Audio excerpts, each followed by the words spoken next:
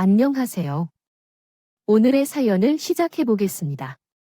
요즘 세상에 결혼하기 참 힘들다는 생각이 듭니다.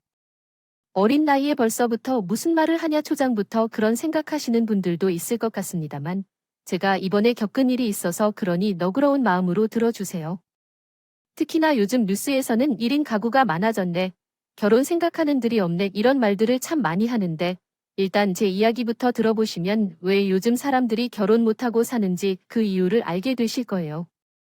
요즘은 말이죠. 옛날과 참 많이 달라졌습니다. 예전에는 그냥 만나서 이것저것 재보는 거 없이 마음 맞고 조건 맞고 하면 결혼해서 아이 낳고 정은 나중에 들어도 된다. 그렇게 말씀하시는 어른들이 많았으면 말이에요. 지금은 거의 정반대라 생각하시면 돼요. 마음이 맞아도 만나더라도 조건이 서로 맞지 않으면 이제는 결혼까지 가지도 않는 시대거든요. 아무튼 그래서 지금부터 제 이야기를 시작하자면 예비 신랑과의 만남부터 이야기해야겠네요. 예비 신랑과 나는 34살 동갑으로 제 친구의 소개로 만나게 된 사이였습니다. 예비 신랑은 공무원이었던 일하는 스타일도 원리 원칙에 따라서 딱딱 말하는 스타일도 비슷하더군요. 그런 점들이 저와 너무 잘 맞는다는 생각에 연애를 시작하게 되었고, 1년이 지난 후로는 서로 결혼 이야기도 오갔죠. 우리 이제 나이도 나이고 결혼 준비 슬슬 해보는 건 어때? 벌써 우리 만난 지도 1년은 넘었잖아. 너무 늦은 거 아닐까? 당신도 이제 급 슬슬 준비하고 있고 너무 바쁘지 않겠어요? 이것하고 저것하고 하면 당신을 너무 피곤할 것 같은데. 뭐, 지금 당장 일하던 거 그만두고 준비하는 것도 아닌데. 뭘? 아니면 결혼 정리되고 나서 준비해도 될 일이고. 아무래도 전 걱정이 됐죠. 공무원 7급 준비하는 일이 그렇게 쉬운 일은 아니에요. 지금은 말하다가도 사람이라는 게 욕심이 생기면 하던 일도 그만두고 학원까지 다니면서 하겠다 그런 말을 할 수도 있는 거고요. 앞서 말했듯이 요즘은 정말 조그마한 것조차 어긋나면 결혼을 약속하기에는 좀 그렇거든요. 그래서 제 생각으로는 지금 당장 결혼하기라는 문턱이 걸쳐보고 결혼하는 게 좋겠다 생각을 했죠. 하지만 예비 신랑은 정확한 사람이었어요. 사람은 정말 괜찮은데 말이에요. 한 번 정한 마음을 쉽게 꺾는 그런 사람이 아니었어요. 그러다 보니 고집은 쉽게 꺾이지 않았고, 결국 저는 예비 신랑의 말대로 서로 결혼에 대한 정보를 알아보러 다니게 됐어요. 그런데 여기서 중요한 것이 있었어요. 결혼이라고 하면 두 살림을 합치는 일이라 보니 서로의 상황에 대해 잘 알아야 해요. 하지만 전 제 연봉이 재산을 공개하는 게 영 그렇게 달갑지 않았어요. 예비 신랑 역시도 그럴 필요는 없다 하더라도요. 그래서 우리는 서로의 경제 상황을 두리뭉실하게 얘기했죠. 뭐, 서로 얼마나 보는지 그렇게 중요한 것도 아니잖아. 당장 나갈 돈만 서로 있으면 되는 거지. 그리고 나도 처음부터 그 서로 사정 다 아는 거 그렇게 좋다 생각하지 않아. 지금 당장만 해도 당신이 나보다 훨씬 잘 볼 텐데, 안 그래? 그냥 서로 빚만 없으면 되는 거지. 나도 당신 말에 동의해. 아무튼, 그래도 당신 말대로 내가 더 많이 벌고 있으니까 내가 조금 더 낼게.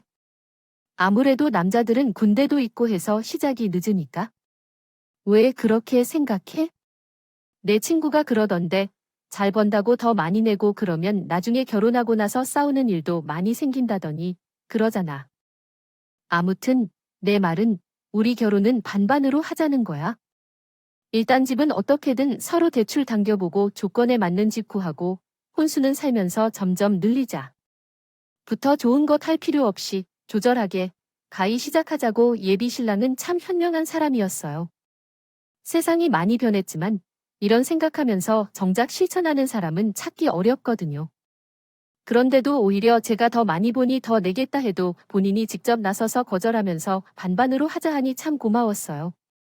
아마 저도 이런 예비 신랑의 성격 때문에라도 결혼을 결심했을지도 모르겠죠.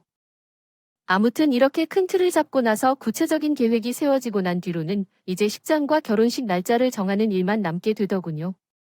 처음에는 불안감도 조금 있었습니다. 정말로 이 사람과 결혼하는 걸 후회하지 않을까 하는 그런 마음이 말이죠. 하지만 서로 결혼 준비를 하다 결혼해도 잘 살겠다 싶은 마음에 끝까지 준비를 하게 되었습니다. 그리고 이쯤 되니 이제 서로의 집에도 결혼 이야기를 꺼내는 게 좋겠다 싶은 생각이 들더군요. 그간 서로 얼굴은 알고 지냈지만 정식으로 인사를 건넨 적은 없었거든요. 그래서 예비 신랑과 일단은 먼저 부모님들께 소식을 전하자 했죠. 예비 신랑도 저와 크게 다른 생각은 없는지 알겠다 하고 서로 그렇게 날짜를 정했어요. 그리고 각자의 집에 일단 이야기를 꺼내자 했죠. 어머, 수랑 결국 결혼 얘기까지 오간 거야? 수라면 엄마도 환영이지. 남자는 뭐니 해도 내. 아빠처럼 똑 부러지고 할 땐 한다는 사람이 최고야. 그래서 혼수는 어떻게 하는데? 뭐, 예단 해오라는 이야기는 없었고. 예단은 무슨, 예단이 우린 뭐 거창하게 하는 건 없고 그냥 반반해서 결혼하려고. 서로 부담되게 준비하는 것보다는 형편에 맞게 하는 게 좋지 않냐 그러더라고. 어차피 부모님 손 벌릴 거면 뭐하러 합치하고 처음부터 다 준비해서 하지 말고 차근히 살림 늘려나가자고. 그래서 그렇게 하기로 했어. 역시 애가 참 괜찮다니까 그래요. 혹시라도 우리 도움이 필요하면 언제든지 말하고, 물론 우리 딸이야 걱정은 없지만 사람 일이라는 게 그렇게 계획대로 흘러가지만은 않았죠. 저희 집안에서는 예비 신랑과의 결혼을 대환영하고 있어요. 생각이 제대로 박힌 좋은 사람이라서 말이에요. 사실 1년 넘게 만나면서 서로 부모님 얼굴은 한 번씩 보고 인사는 드린 적은 있었으니까요. 저는 예비 신랑의 자취방을 드나들면서 예비 신랑도 제 자취방을 드나들면서 말이에요. 그러면서 예비 시모도 그렇고 저희 부모님도 그렇고 서로의 성향을 어느 정도는 파악하고 있었죠. 그나저나 예비 신랑은 어떻게 됐는지 궁금해요. 저는 그날 바로 부모님의 허락을 듣고 난 다음 전화해서 물었습니다. 그러자 예비 신랑 역시도 집에서 저를 환영한다며 이렇게 양가 모두 환영하니 이제 정말로 서로 집에 인사나 정식으로 한번 드리는 것이 좋겠죠? 어떠냐고 하더군요. 저 역시 결혼 전에 제대로 인사를 드리면 좋다 싶은 생각에 예비 신랑의 말에 동의했습니다. 결혼 이야기를 가지고 예비 시댁 방문하려 가슴이 떨리더군요. 왠지 모르게 평소와 다른 두근거림도 느껴졌고요. 저는 최대한 잘 준비해서 가자 싶어 결혼한 친구에게 시댁엔 어떤 선물을 가지고 가면 좋으냐 조언까지 구했죠.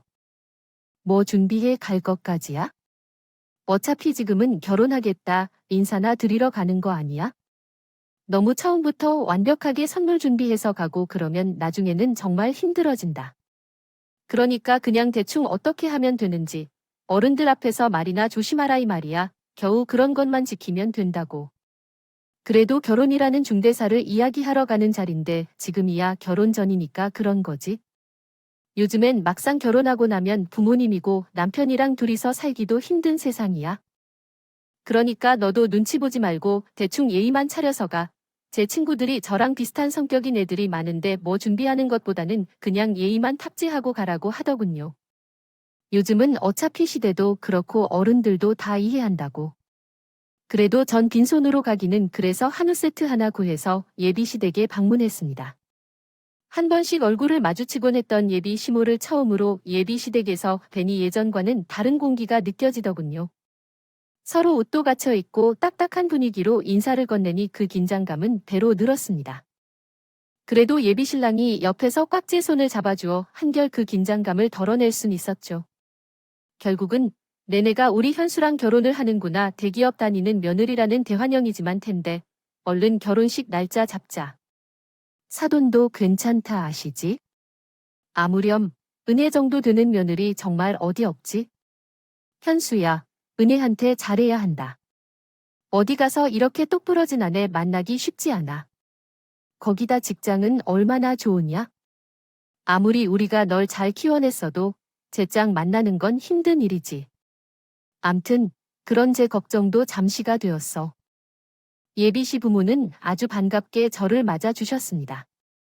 대기업 다니는 며느리, 똑부러진 며느리라 저를 칭찬해주면서 오히려 예비 신랑에게 저한테 잘해야 한다며 제 앞에서 말을 했어.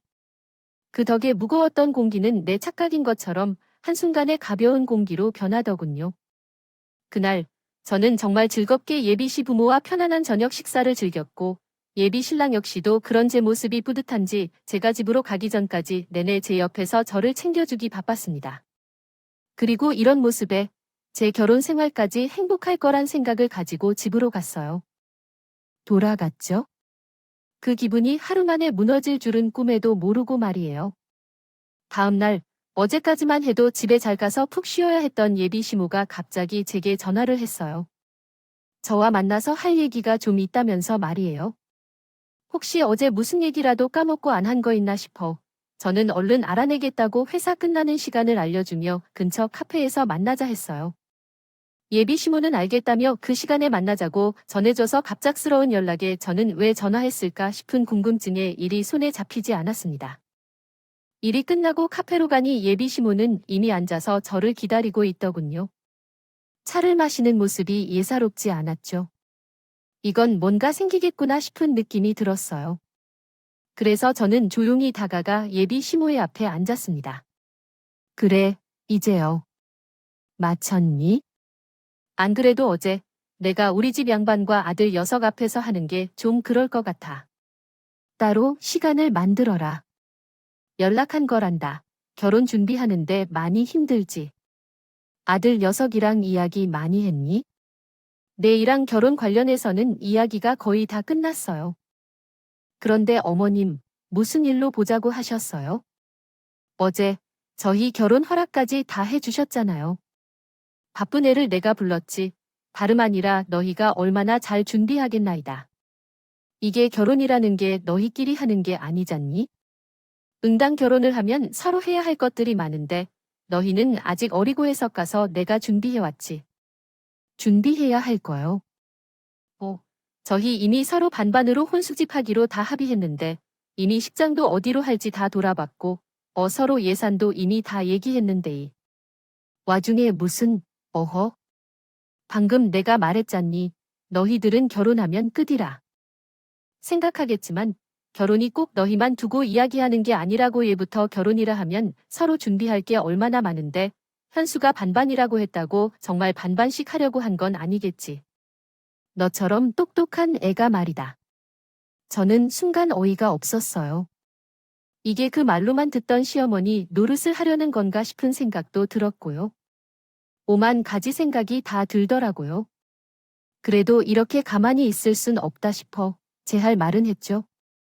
당사자들끼리 다 결정이 된 상황에 다 된 밥의 재뿌리는 거랑 지금 상황이 별다르지 않다 생각했거든요.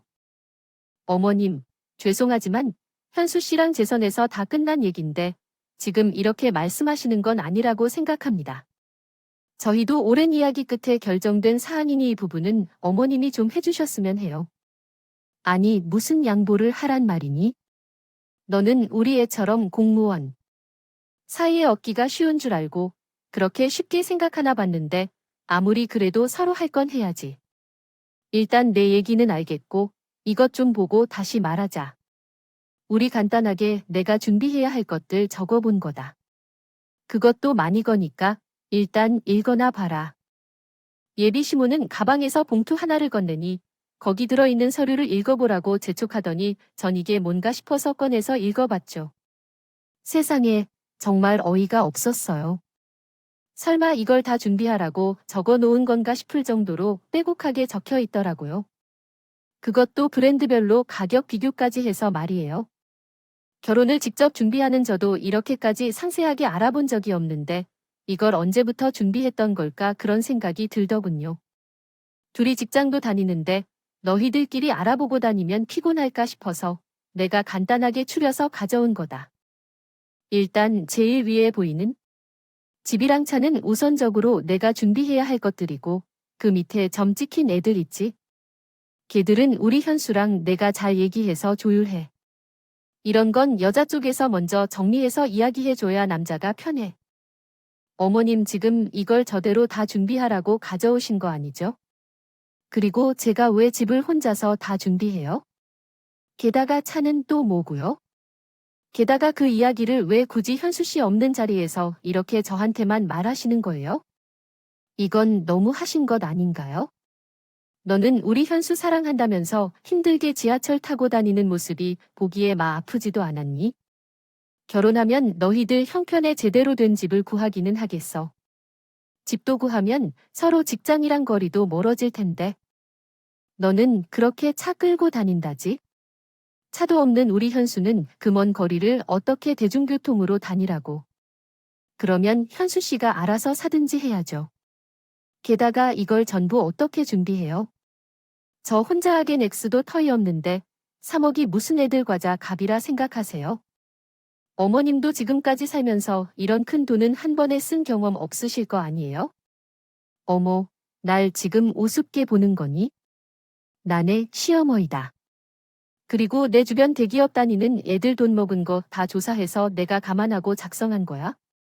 우리 애 이제 7급 돼서 너 호강시켜줄 날도 멀지 않았는데 당연히 결혼은 그 수준에 맞춰서 해야 하지 않겠니?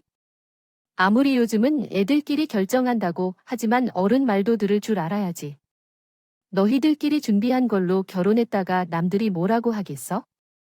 너도 욕먹을까 봐 내가 미리 준비해둔 거니 감사히 받지는 못할 망정. 이거 현수 씨도 아는 얘기 맞아요. 저는 현수 씨한테 이런 이야기 전혀 들은 적이 없는데요. 어머님 금 자기 아들한테도 못하는 얘기를 저한테만 하시는 거 맞잖아요. 얘는 당연히 우리 현수는 모르지. 너도 아들 녀석 성격 알면서 나한테 물어. 그 녀석이지. 아빠 닮면서 오직 온고집이어야 내가 말한다고 들을 인물이냐? 그러니 내가 너한테 찾아와서 이렇게 얘기하니 이런 일부터 꼼꼼하게 챙겨야 나중에 좋은 아내라는 소리 듣는다. 여자가 됐으면 남자 옆에서 속살이 거리면서 이렇게 하자 말할 줄도 알아야지. 왜 자기 아들한테 말도 못할 내용들을 저를 찾아와서 당당하게 3억 예단 목록을 건네면서 하는 건지 따져 물어도 예비 시모는 응당. 그게 옳다는 듯이 말하는데 그 모습에 정말 얼척이 없었죠.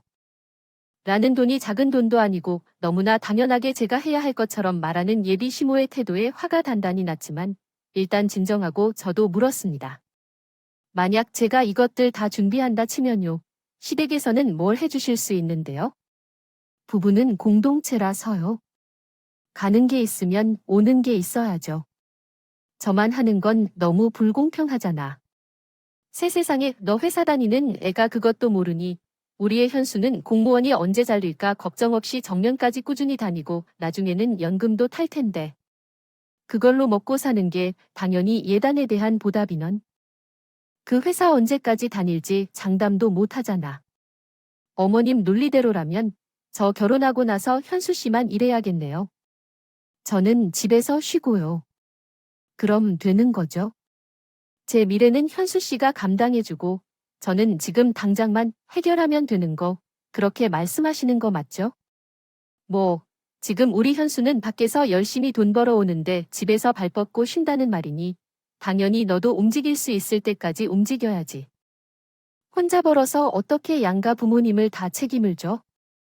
얘가 대기업 다닌 데서 머리 회전이 빠른 줄 알았더니 지금 보니 너 좀 둔하거나 하니 저희가 왜 양가 부모님까지 다 책임을 져요? 현수 씨도 그렇고 저도 그렇고 각자 부모님은 알아서 모시기로 이미 얘기되어 있어요. 그리고 어머님은 제가 현수 씨보다 얼마나 더 버는지도 모르면서 어떻게 미를 가치까지 쉽게 논하세요? 공무원이 뭐라고 이제 보니 아주 뻔뻔하구나. 너 이것도 못 해줄까요? 당연히 나도 우리 아들 너한테 못 준다. 어디서 뻔뻔하게. 이제 곧 7급 공무원 되는데 앞으로는 어디까지 올라갈지도 모르는 미래 창창한 우리. 아들을 뒷바라지도 제대로 못해줄 며느리한테 준단 말이야? 예비 신랑은 제 엄마란 사람이 밖에서 이러고 다니는 걸 아는지 모르겠습니다. 이전에도 결혼 직전까지 간 사람이 있었는데 아무 이유 없이 결별을 당했다니 다 이런 이유였나 싶더군요. 그래서 저는 이번 기회로 이 예비 시모라는 사람의 버릇을 단단히 고쳐 두자 싶었습니다. 3억이 예단 목록 일을 다 적어서 가져온 행동도 너무 괘씸하다 싶었죠. 그래서 일단은 알겠다 하고 예비 시모와 헤어졌는데 아주 입꼬리가 눈까지 올라가서 내려올 생각을 안 하더군요. 3억 예단 목록 중에는 시모가 원하는 것들도 제법 있었거든요. 저는 차분하게 일단 예비 시모가 건넸던 예단 목록을 준비해 나갔습니다. 제 부모님에겐 이런 일이 있었다 말도 꺼내지 못했어. 딸이 밖에서 이런 대접을 받는다는 거 알면 당장이라도 몽둥이 들고 쫓아가서 사람 하나 잡을지도 모르거든요. 아무튼 그래서 예단 목록에 있던 집이랑 차부터 알아보고 다녔죠. 다니면서 얼마나 우라통이 터졌는지 몰라요. 그래도 곧 있을 복수의 기회를 생각하며 화를 꾹 내렸죠. 그 사이 예비 신랑과는 연락을 드문드문 했습니다. 이 사람의 책임은 아니지만 자기 가족 단속을 못했다는 점에서는 예비 신랑도 책임이 있다는 생각에 더 이상 살갑게 대하고 싶지 않았거든요. 예단 목록을 다 준비하는 데에는 자그마치 한 달이라는 시간이 걸렸어요. 어찌나 종류도 많던지 특히나 그중에 집을 구하는 일이 정말 힘들었죠. 저 혼자서 예비 시호가 적어놓은 최소 쓰인 없는 준비하기엔 회사가 있는 서울 내에서는 정말 힘들어서 인근 경기도 주변까지 다 찾아봐야 했어요. 게다가 그렇게나 원하시던 차는 외제차로 한 대 새로 뽑았습니다. 여기까지 준비하는데 제가 지금껏 모았던 전 재산이 거의 다 쓰였다 봐도 손색이 없었죠. 그리고 결전의 날 예비 시호에게 아침 예배를 마치고 예비 시모가 다니는 교회 인근에서 보자 말을 건넸습니다. 아마 이렇게 다 준비하고 예비 시모를 부른 장소가 교회라고 해서 뜬금없이 하고 생각하신 분들 있을 거예요. 이게 다 사연이 있습니다. 어쩌다 제가 이런 예비 신부의 행동을 친구에게 상담을 하게 됐거든요. 제 이야기 제일 앞에 나오는 그저와 예비 신랑을 엮어준 친구가 바로 제 고민을 들어준 친구였는데 아주 뜻밖 이야기가 됐지 뭐예요. 정말 너희 예비 시어머니가 너한테 그런 욕구를 했단 말이야? 진짜 사람 그렇게 안 봤는데 진짜 왜 그런다니 그러면서 나한테 그렇게 자기 아들 자랑하면서 그랬단 말이야? 왜 너 우리 어머님 알아? 내가 어떻게 알아? 우리 어머님이랑 너랑 접점도 없잖아.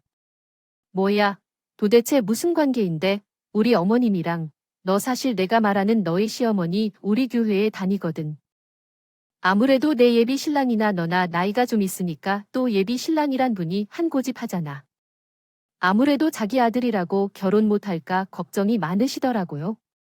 사람이 소개해줄 때는 절대 자기 이야기는 하지 말라고 단단히 입단속을 시키더라고요. 젊은 사람들은 교회 다니는 사람 안 좋게 볼 수도 있다면서.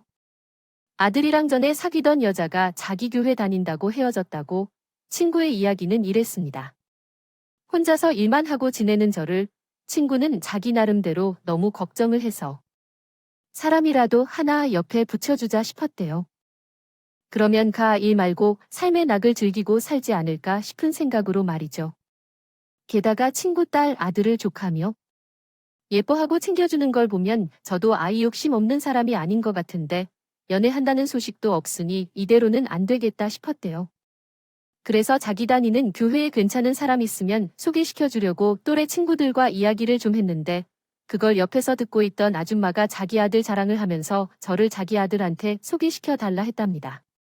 그게 바로 지금의 예비시고요. 처음에는 무슨 모르는 아줌마가 하는 이야기에 듣지도 않으려고 했는데 자기 아들 직업이 공무원이라면 하도 어필을 했다고 해요.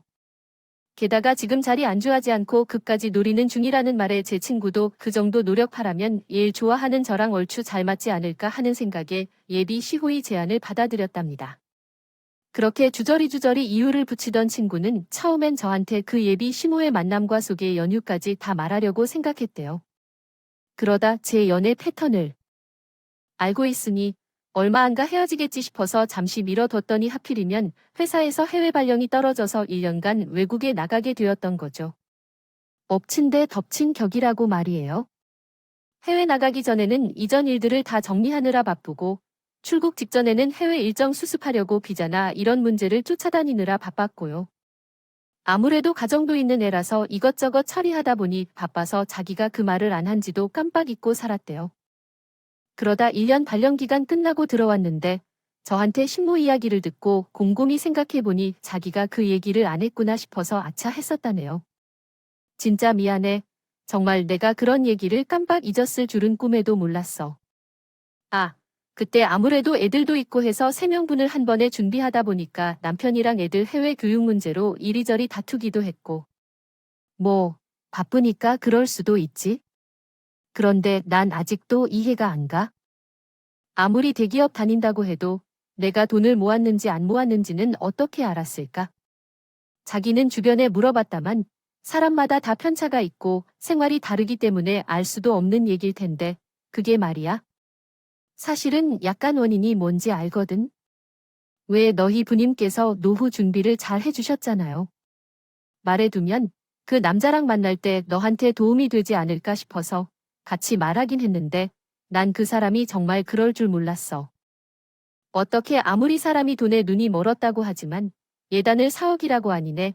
친구는 우리 집 이야기까지 살짝 털어 놓았던 겁니다. 솔직히 제가 치 살지는 않았어요. 부모님은 예전부터 부동산 업을 드시고 사신 분들이라 어쩌다가 좋은 기회를 얻어 노후까지 두둑히 살던 겁니다. 준비를 하실 수 있었는데 그 이야기를 듣고 예비 시무한 사람이 눈을 빛내고 자기 아들을 제게 붙이려고 친구한테 엄청 대시를 한 상황인 것 같더군요. 아무튼 너한테 그 이야기 듣고 나도 교회에서 그 사람 소문 좀 알아봤거든요. 그런데 그런 사람인 줄 난 정말로 몰랐어. 여기 교회 사람들도 이미 다 알고 있더라고. 그 아줌마가 허세 많고 매일 명품 같지도 않은 명품 입고 다니면서 사람들을 자기 아래로 보고 막 그랬다는 거야? 그럼 그 이야기 알았으면 나한테 바로 얘기를 했어야지. 내가 결혼 이야기 꺼내고 이런 고민까지 꺼낼 때까지 왜 기다리고 있었어? 너한테서 들어온 지 벌써 2달은 됐잖아. 그 고민 상담도 한 지 벌써 3주는 더 된 것 같은데. 앞에도 말했지만 나 정말 너한테 얘기 안 한 줄 모르고 있었고 나도 들어왔는데 내가 갑자기 그 아줌마의 아들이랑 결혼까지 한다고 하니까 나도 그제야 부랴부랴 주변 사람들 소문 찾아보고 그게 진짜인지 알아보느라 바쁘다고. 아니, 소위 거짓말이라 하더라도 없던 말이 도는 것도 아닐 텐데 먼저 미리 나한테 말은 했어야지. 진짜 미안해.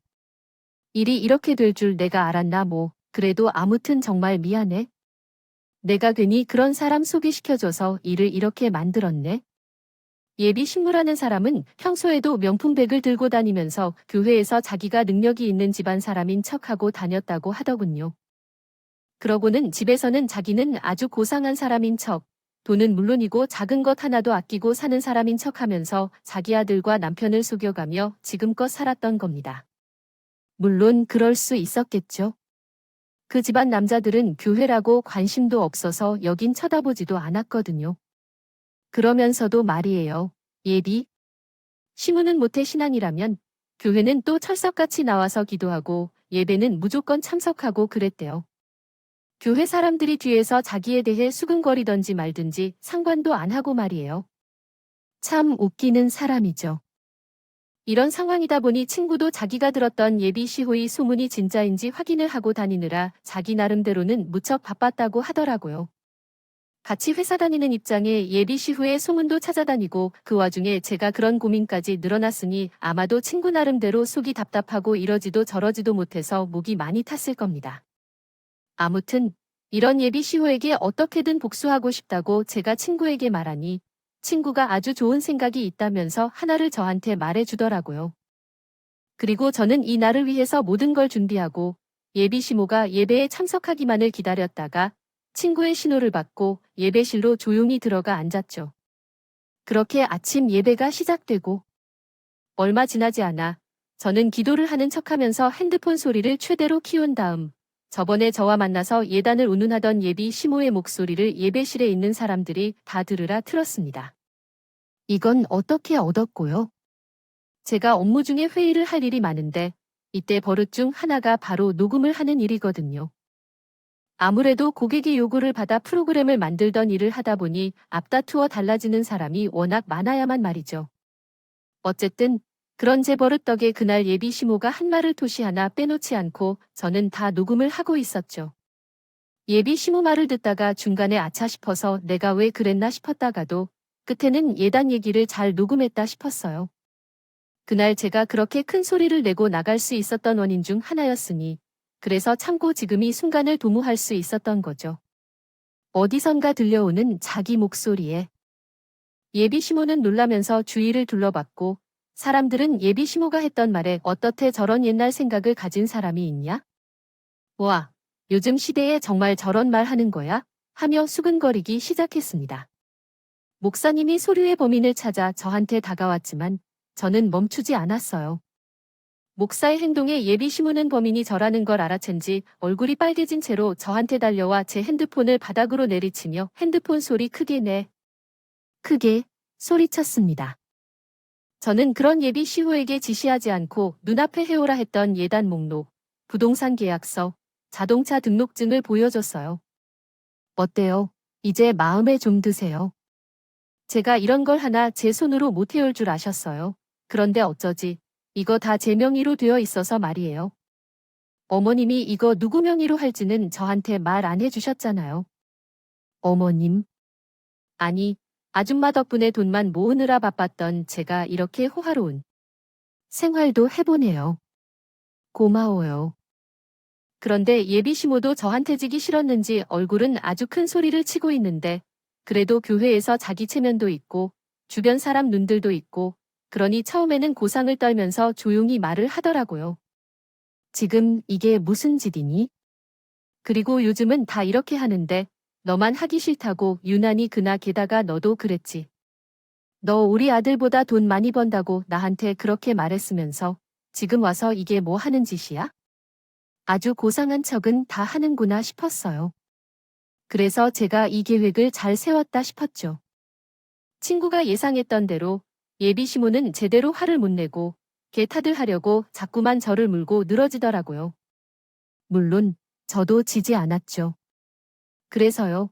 저는 어머님이랑 그 한마디도 결혼에 대한 이야기를 나눈 적도 없는데 왜 그렇게 3억을 고집하셨지요?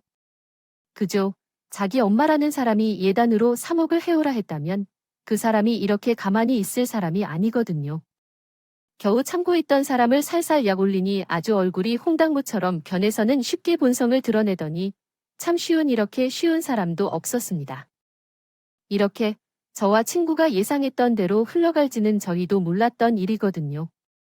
원래 공무원 사이 두려면 누구나 이 정도는 해온다. 급이 누구의 이름인 줄 아니? 아무것도 모르는 젊은 애가 대체 뭐가 그리 잘났다고 큰 소리냐. 어차피 너도 부모님 도움받아서 해온 거 모를 줄 알고 대기업 다니면 내가 뭐라도 된 거 같지. 지금 당신 말대로 제가 아직 세상 물정 모를지도 모르죠. 그런데 당신보다는 잘 아는 게 있거든요. 제가 당신 아들보다는 배로 돈 더 잘 벌고 산도 당신 아들보다 더 많다는 사실을 당신 아들이 이제 겨우 3년 차고 나는 올해로 8년 차 직장인입니다. 제가 다니는 기업 이름 당신 아들이 말해준 적 없어요. 알면 나한테 이렇게 못할 텐데 성격 나온다고 제가 약 올리고 난 뒤에 바락바락 대더니 역시나 본색을 드러내라고. 예비는 제 입을 고십지 손을 뻗었지만 전 그 손을 잡아채며 말했습니다. 여기 있는 사람 아무나 자꾸 물어보세요. 요즘 세상에 어떤 사람이 이렇게 불공평한 결혼 누가 하고 싶다 하는지. 당신 아들은 당신이 이러고 사는 거 알아요? 이미 결혼 한 2번 깬 건 아닌 것 같은데 그 이유도 모른 채로 마음에 상처받았을 당신 아들 걱정이나 좀 하고 사세요. 내가 지금 우리 아들 두고 나한테 협박하는 거냐? 엄마가 돼서 아들 가림 좀 도와주겠다는데 그게 그렇게 잘못된 일이야? 그리고 다 자기 잘 되라 하는 일인데 왜 우리 아들이 상처를 받아내?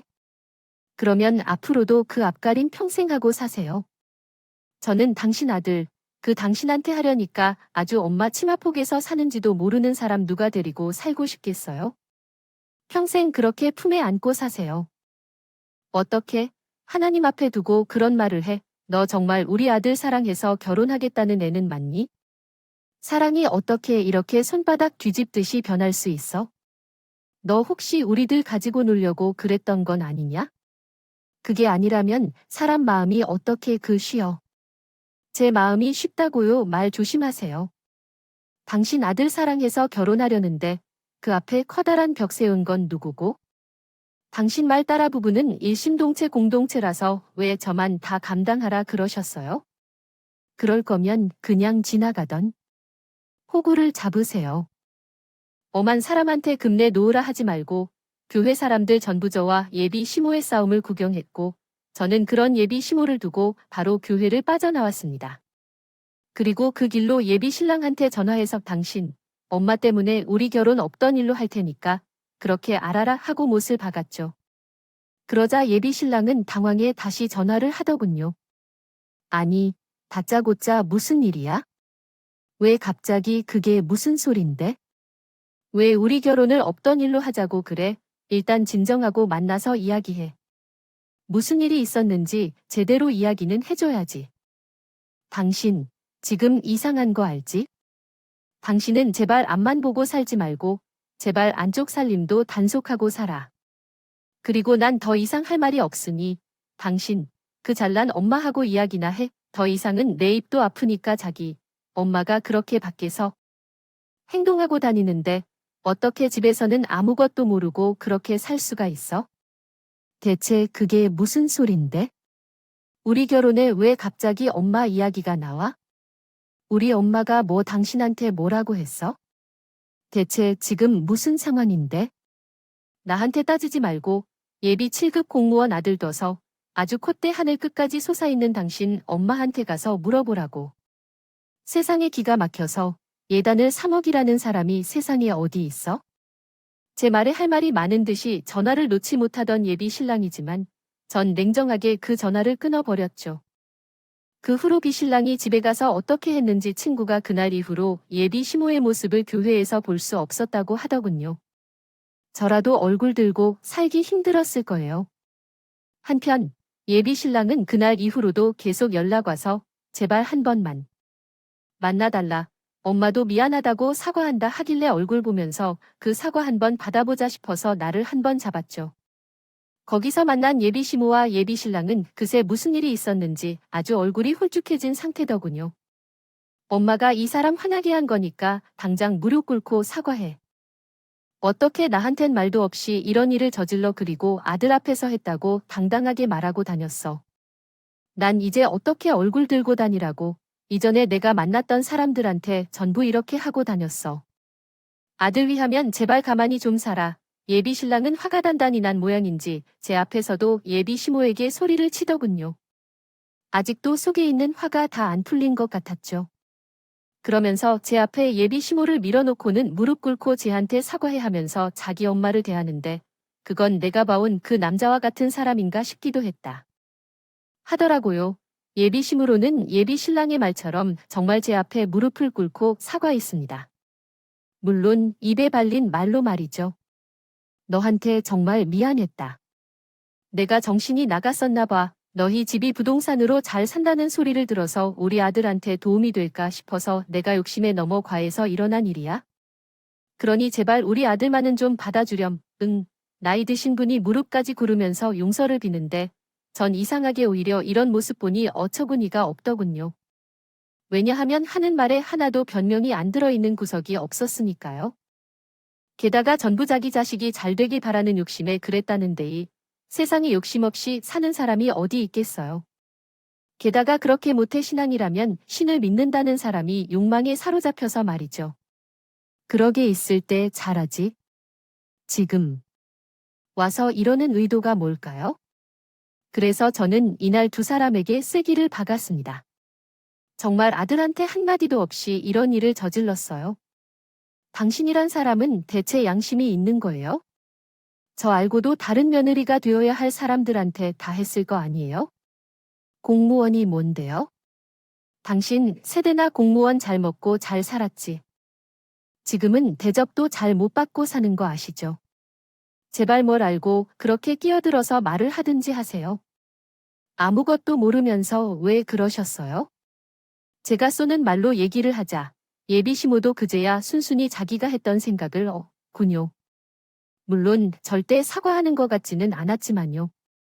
아무래도 잘 키운 아들 녀석이 모자란 사람이랑 사는 게 좀 그래서 나도 너희 집에 돈이 많다는 소식 듣고 나도 모르게 욕심이 난 것 같아. 얘도 이제 급 준비하려면 뒷바라지도 필요하고 할 텐데. 그래서 들어갈 돈이 너무 많을 것 같아서 너한테 신세를 지려고 했어. 절대 이런 결말 원한 건 아니었다. 정말 제가 볼 땐 지금도 아줌마는 반성이라고 안 하네요. 한순간 어떻게 변명이 하나도 안 들어가는 구석이 없나요? 어쨌거나 난 당신 같은 시어머니 두고 싶지 않으니 이만 가세요. 그리고 현수 씨, 당신도 미안하지만 우리 결혼은 없던 일로 하자. 제 말에 예비 신랑은 제 바지가랑이 잡고 붙잡았습니다. 어떻대? 엄마가 그런 말을 했다고 이렇게 우리가 헤어질 수 있어? 솔직히 당신도 그런 일이 있었다고 나한테 얘기만 했으면 내가 다 처리해 줬을 거잖아. 응, 그러니까 다시 한 번만 생각해줘. 우리 결혼식 날짜도 다 잡아놓고 이러면 내가 뭐가, 당신도 결국은 당신 엄마랑 똑같은 사람이구나. 당신도 마지막에는 자기 체면이 더 중요하지. 그래서 당신 말대로 내가 당신 엄마가 그렇게 말했다 하면 그러면 당신이 집에서 어떻게 했을 것 같아. 그리고 그런 일이 생기면 생길 때마다 내가 당신한테 그렇게 얘기해야 해. 내가 왜? 아니, 내가 내 체면이 중요하다는 게 아니라 내가 당신 얼마나 사랑하는지 알잖아. 우리 만난 시간도 있는데 지금 너무 쉽게 이어는 건 좀 아니지 않아. 우리 엄마도 이렇게 미안하다 그러는데 제발 마음 좀 한 번만 돌려주라. 당신 말 더 이상 듣기 싫으니 이날 이후로는 연락도 안 해. 지금 들어보니까 결국 당신도 나를 사랑한 건 아니었던 것 같다. 우린 그냥 이렇게 헤어지는 게 맞으니까. 이후로 안 보고 살았으면 좋겠다. 이날 이후 예비 시모와 예비 신랑, 그 관련된 사람들 연락처는 싹 다 차단했어. 친정 부모님도 잘 헤어졌다면 그런 집이랑은 우리가 결사반대다. 라는 절 칭찬해 주셨습니다. 물론 제가 사람 마음을 100%다 이해하지는 못할 겁니다. 제가 그 사람이 되어본 것도 아니니 말이에요. 그런데 이런 일을 겪어보니 사랑이라는 감정이 정말 부질없다는 생각이 들더라고요. 그래서 요즘 사람들이 감정이나 이런 것들보다도 조건을 더 우선시하는 그런 사회가 되어가나 그런 생각이 들었죠. 제 이야기 들으시고 어이가 없으셨죠? 당사자인 저도 그랬으니 청장님의 마음 이해합니다. 아마도 지금까지 제 이야기 들으셨다면 요즘 사람들이 왜 결혼을 어려워하는지 충분히 이해할 수 있으리라 생각합니다. 물론 저 같은 상황은 극히 일부분일 거예요. 그런데 솔직히 말해서 저희 세대들도 어른들도 이런 부분들은 이제 알아야 한다 생각해요. 지금 시대는 옛날과 다릅니다. 비슷한 부분도 있겠지만 확연하게 그렇지 않은 부분들이 존재하죠. 그러니 결혼이라는 큰 행사를 본인들 위주가 아니라 어른들 손으로 주무르는 그런 일은 하지 않는 것이 좋지 않을까요? 저는 들에게 고 싶어 사연을 보내게 되었습니다. 젊은 친구가 너무 당돌하다 생각하지 마시고 한 번쯤은 결혼할 자식이 있는 부모라면 내 자식도 이런 일을 당할 수 있다는 것을 잊지 마셨으면 합니다. 아직 살 날이 더 많은 젊은이의 사연은 여기까지였으면 제가 한 이야기가 다른 분들에게도 어떤 방식으로든 도움이 되길 바라며 이야기 끝내보겠습니다. 끝까지 제 얘기 들어주셔서 너무 감사합니다.